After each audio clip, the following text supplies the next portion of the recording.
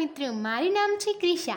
આજે આપણે ધોરણ 8માં સેમ 2ના અભ્યાસક્રમની શરૂઆત કરીએ અને મારી ચેનલને વધારેમાં વધારે લાઈક, શેર અને સબસ્ક્રાઈબ કરવાનું ના ભૂલશો અને બીજા મિત્રોને શેર કરજો જેથી તે પણ અલંકાર સ્વાધ્યાય પોથીનો વિડીયો જોઈ શકે। તો ચાલો બાળ મિત્રો, આજે આપણે ધોરણ 8માં વિષય હિન્દીના અભ્યાસની શરૂઆત કરીએ। પાઠ છે ત્રીજો, મત બાંટો ઇન્સાન કો। તેમાં જોઈએ પ્રશ્ન નંબર 1, વિકલ્પો। પહેલામાં આવશે સી, બીજામાં બી, ત્રીજામાં ડી, ચોથામાં એ, પાંચમામાં સી, છઠ્ઠામાં એ। પ્રશ્ન નંબર 2, रिक्त स्थानों की पूर्ति कीजिए।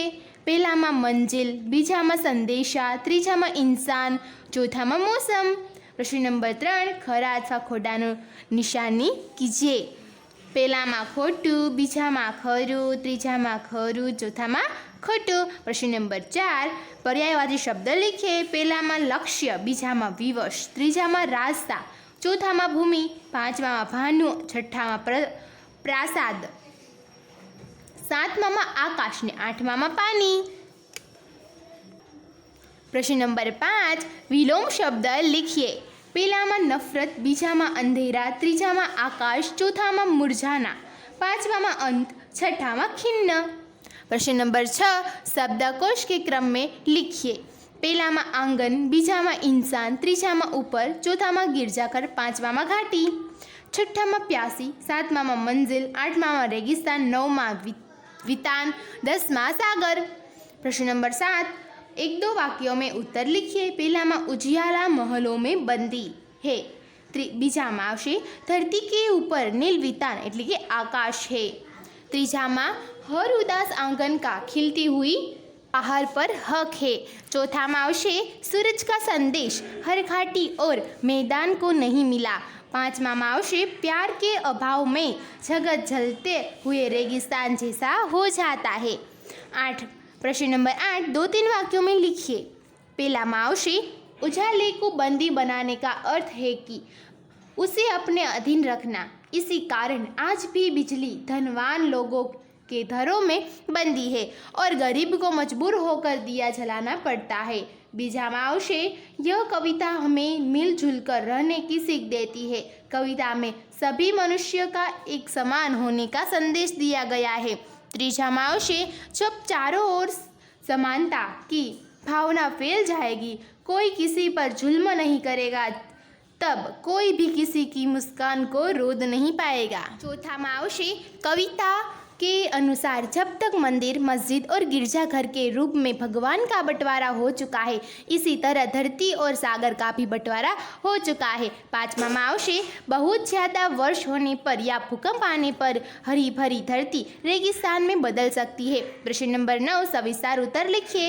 पहला में आवशे कुछ लोगों ने अपने भगवान के लिए मंदिर बनवाए हैं, कुछ लोगों ने अब भगवान के रहने के लिए मस्जिद बनवाई है, कुछ लोगों ने भगवान के लिए गिरजाघर बनवाए हैं। इस तरह लोगों ने एक ही भगवान को मंदिर, मस्जिद और गिरजाघर बनवाकर उनका बंटवारा कर दिया है। बीजा में आवशे इंसान को बांटने का अर्थ है कि उसे धर्म के आधार पर जाति पाति के नाम पर उसके बाहरी रंग रूप के आधार पर उनका बंटवारा करना। ईश्वर ने सभी मनुष्यों को एक समान बनाया है, पर इंसान ने ही अपने आप को धर्म, जाति और रंग के भेद करके इंसान को बांट लिया है। त्रीजा में आवशे चट्टानों का अर्थ है कि वो लोग जो सदा से जुल्म सहते रह आए हैं, जिन लोगों को किसी ने अपना नहीं समझा है, वो लोग ये जुल्म सहकर चट्टान जैसे हो गए हैं, हमें उन्हें अपनाना है। इस तरह प्रेम का शीतल जल लेकर हम चट्टानों की प्यास बुझा सकते हैं। प्रश्न नंबर 10, निम्नलिखित काव्य पंक्ति का भावार्थ समझाइए। पहला में जवाब आवशे प्रस्तुत पंक्तियों में कवि कहते हैं कि दुनिया में अभी समानता की ही भावना फैलाने की शुरुआत ही हुई है, हमारी समानता स्थापित करने की मंजिल तो अभी बहुत दूर है, उसे प्राप्त करने के लिए हमें बहुत प्रयास करने पड़ेंगे। आज भी उजाला धन, संपन्न लोगों के घरों तक ही पहुंच सका है, गरीबों के घरों में तो दिया ही जल रहा है। प्रश्न नंबर 11, अपूर्ण काव्य को पूर्ण कीजिए।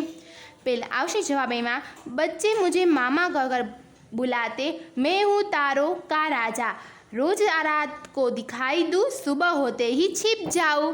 तो बाळ दोस्तों, आ साथे આપણો ત્રીજો પાઠ મત બાંટો ઇન્સાન કો પૂરો થાય છે। અને આવા જ અમારા અવારનવાર વિડીયો જોવા માટે મને કોમેન્ટ કરીને જરૂરથી જણાવજો। તો આવજો બાળ દોસ્તો, ફરી મળીશું નવા વિડીયો સાથે, ત્યાં સુધી આવજો।